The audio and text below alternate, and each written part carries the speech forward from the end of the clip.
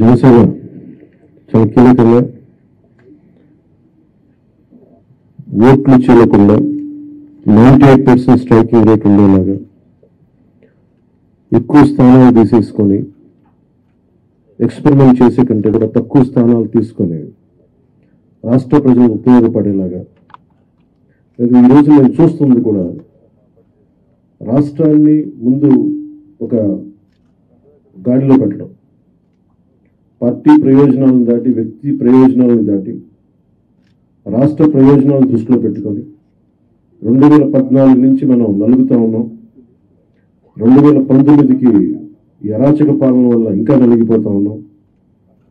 ఇలాంటి సమయంలో నేను చాలా నిర్మాణాత్మకంగా చాలా బాధ్యతతోటి అన్నీ ఆలోచించి చాలామంది పెద్దలు 40 స్థానాలు కావాలి, 70 స్థానాలు కావాలంటే ఒకటే చెప్పాను అందరికీ. 2019లో కనీసం నాకు ఒక 10 స్థానాలు ఉందంటే ఈరోజు ఎక్కువ స్థానాలు తీసుకొని ఒక మంచి చక్కటి అవకాశం ఉండేది. అది కోల్పోయాం కాబట్టి ఈసారి తక్కువ స్థానాలతోటి 98% స్ట్రైకింగ్ రేట్ ఉండాలి. దాంట్లో భాగంగానే 24 స్థానాలు 3 పార్లమెంట్లు ఫిక్స్ అయిపోయాం. అలాగే 24 స్థానాలు కనిపిస్తున్నాయి, కానీ జనసేనకి మనం చూడాల్సింది 3 పార్లమెంట్లో ఇంకొక అదనంగా ఇంకొక 18 నుంచి 20 దాకా స్థానాలు అధికంగా యాడ్ అవుతాయి. సో దాదాపు ఒకలా చూస్తే జనసేన అందరూ అనుకున్నట్టుగా ఒక 40 స్థానాల్లో పోటీ చేస్తున్నట్టు లెక్క, 3 పార్లమెంట్తో కలుపుకొని. నేను కూడా ఒక ఈ అలయన్స్ బలంగా ఉండాలి, టీడీపీ జనసేన అలయన్స్ బలంగా ఉండాలి అంటే నేను కూడా ప్రత్యేకించి భారతీయ జనతా పార్టీని దృష్టిలో పెట్టుకొని కూడా నా సీట్లని కుదించుకోవడం జరిగింది. ఇది మన నాయకులందరికీ కూడా వ్యక్తి ప్రయోజనాలను పక్కన పెట్టి రాష్ట్ర ప్రయోజనాలని ముందుకు తీసుకెళ్దాం. ఓటు ట్రాన్స్ఫర్ అయిన రోజున ఎవరైతే త్యాగాలు చేశారో, ఎవరైతే కష్టపడి పనిచేశారో ప్రతి ఒక్కరికి పేరు పేరున ఈ సభావేదిక మీదుగా నేను తెలియజేసుకుంటా ఉన్నాను.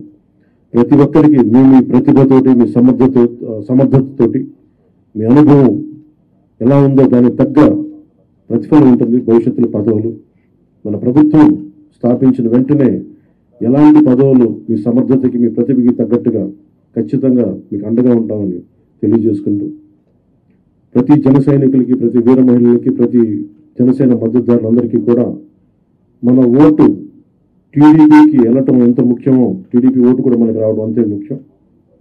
జనసేన ఓటు ఖచ్చితంగా టీడీపీకి ట్రాన్స్ఫర్ అయితేనే ఈ రాష్ట్రం చాలా అద్భుతంగా ఉంటుంది. ఎట్టి పరిస్థితుల్లో కూడా ఓటు ట్రాన్స్ఫర్ అనేది ఖచ్చితంగా జరగాలి. అందుకని ఎలాంటి పొరపక్షాల మధ్యలో 1-2 వచ్చిన వైసీపీ దుష్ట పండాగాలు పని ఏదైనా ఎలాంటి విభేదాలు సృష్టించినా వాటిని అందరం సమర్థవంతంగా ఎదుర్కోవడానికి, కలిసికట్టుగా ఎదుర్కోవడానికి మేము పూర్తి సంసిద్ధతగా ఉన్నాం. ఆయన సిద్ధమని చావగొడతా ఉన్నారు. బాబు నీకు యుద్ధం ఇస్తాం, నీకు అది ఎందుకు యుద్ధం చేస్తామంటే ప్రజలు తిరిగి ఆంధ్రప్రదేశ్ని గాడిలో పెట్టడానికి యుద్ధం చేస్తాం. ఇక్కడ మనస్ఫూర్తిగా ప్రజలందరికీ కూడా చాలా శుభదినం. మనం ప్రభుత్వాన్ని స్థాపిస్తున్నాం, మనం గెలుస్తున్నాం.